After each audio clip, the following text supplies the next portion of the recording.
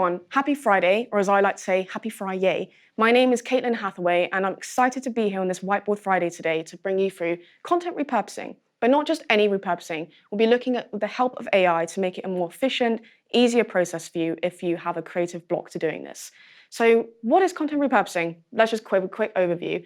But it's about taking an existing piece of content that you might have, whether it be an article, a video, audio transcript, anything, and you're looking for different ways to transcript it, repackage it into different formats. So for example, your article could turn into a visual carousel with informative case studies. It could be an infographic carousel, like there's lots of potential in that. You could repurpose it into a podcast discussion, an informative long-form video and tutorial. The possibilities are endless.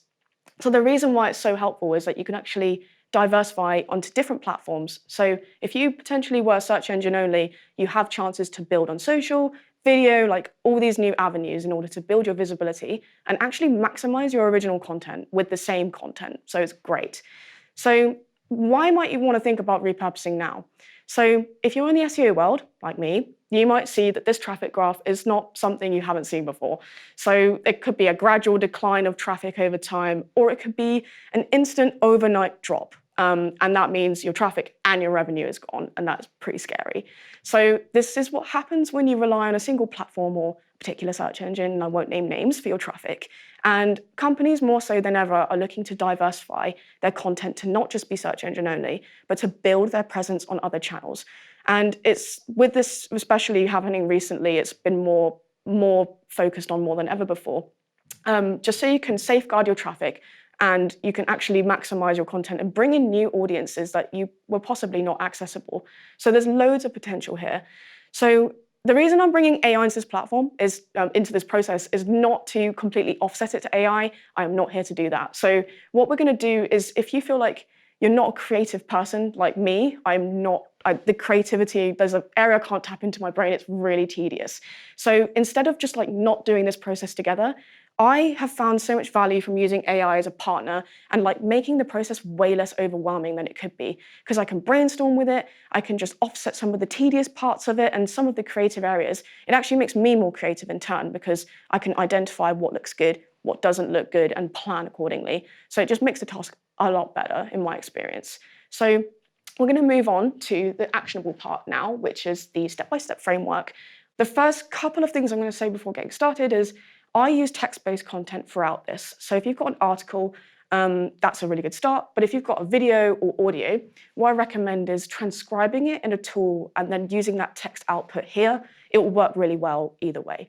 The other thing is that there are lots of prompts in this, and I don't think you want me to say prompts to you. I don't want to say prompts to you. It's just going to be long. It's going to take too much time. So they're going to be in the description below, and it'll be far easier for you to copy and paste that when you start this process. So jumping right into it. Choosing the right content to repurpose. So step number one, really important, and the most human step in this, there is a bit of manual data digging. So we're going to look for evergreen, high-performing pieces. So I'd recommend jumping into analytics and looking for content within a 12 to 6-month radius, so quite long term, looking for content with high traffic, high-ish traffic, a high amount of meaningful conversions to you. So these could be like downloads or anything that's like tangibly very good. Even high backlinks is helpful, so you can use Moz to see if people are finding your content valuable. That's a really good indicator that that's a good repurposable content platform thing. Anyway, then the other type of content you want to look for after doing all that is making sure it's informational. So guides, how-tos are really good here because they've got lots of in-depth practical knowledge that you can take and you can create and repackage into different things. So avoid timely news-based content or commercial content, because you're going to find that with news-based content, it's really, really irrelevant. Like after next week, it might be irrelevant. And this is a high-impact activity, and you want to make sure that you're focusing your efforts on that core evergreen content. So I'll try and use an example throughout this, but if you know me, I love dogs. Doggos are the best. So I've used an example of the first-time dog care guide. So for anybody that's looking to adopt their first dog, this is full of practical information, how-tos, like specific situations, like really valuable information that is good grounds for repurposing because there's just timeless, like people are adopting dogs all the time. 1 in 3 households have a dog. Had to get that fun fact in there. So everyone does need support, and the information doesn't really change very much. So we're going to start with that. Okay, moving on to step 2. What we're going to do is we're going to break it down into themes, or you can call it subtopics or clusters, but just structurally breaking that down. Because if you try to adapt a whole piece of content at once, it's just going to be such a broad, like like the low value you'll get out of breaking it down into themes. It'll be really noticeable, and the outputs will be so much better if you have that specific sectioning down. So what we will do is we'll get our content, we'll paste it in there, and then we'll ask the AI platform of choice. So you can use Claude, ChatGPT, or the new contender DeepSeek, and you can ask it to analyze your content, identify themes, subtopics, whatever you want to call it. That could be its own standalone content. So it could actually be its own article. It could be a whole discussion in itself. So that's what you're going to do.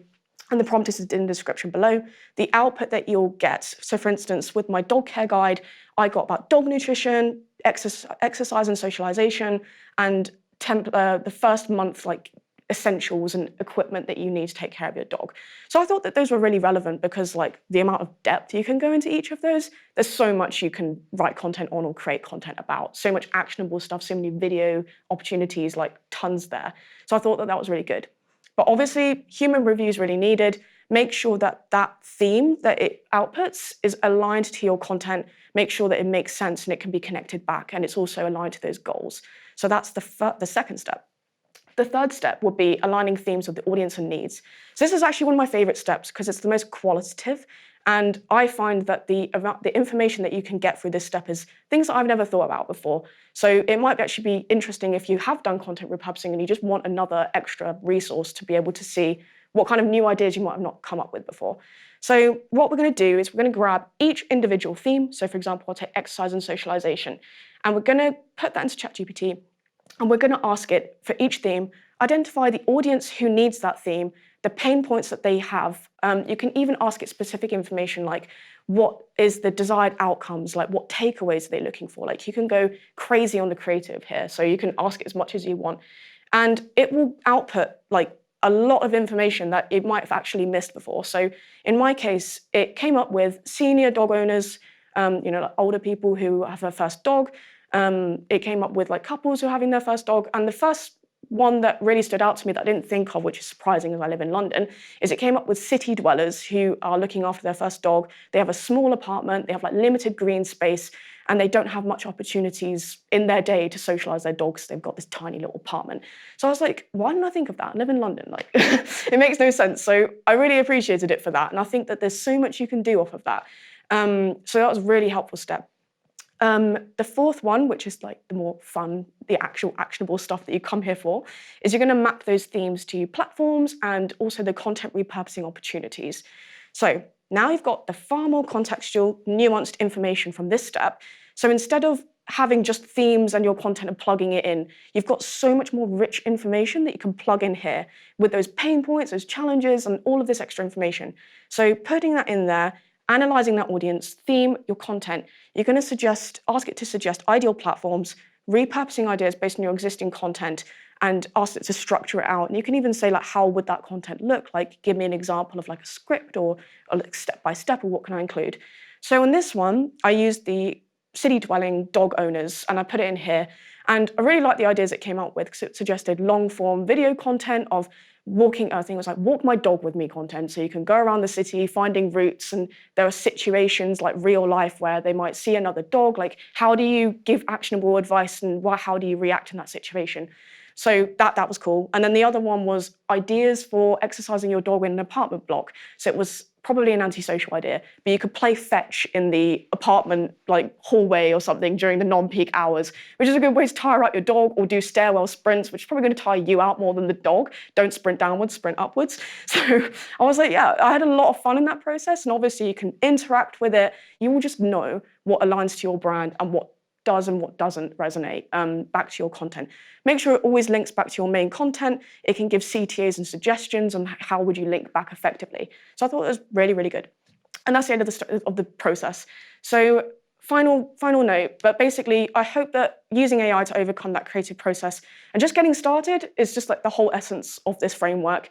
If you haven't gotten started, I hope it makes it easier for you to start now. If not, I've also got a custom GPT for a content repurposing GPT. So you'd put your content in there, just a glimpse of your audience, and it will come up with a table of the outputs of all the ideas that you can do. But yeah, thank you so much for tuning in. Really, really happy to be here, and have a wonderful Friday. Thank you.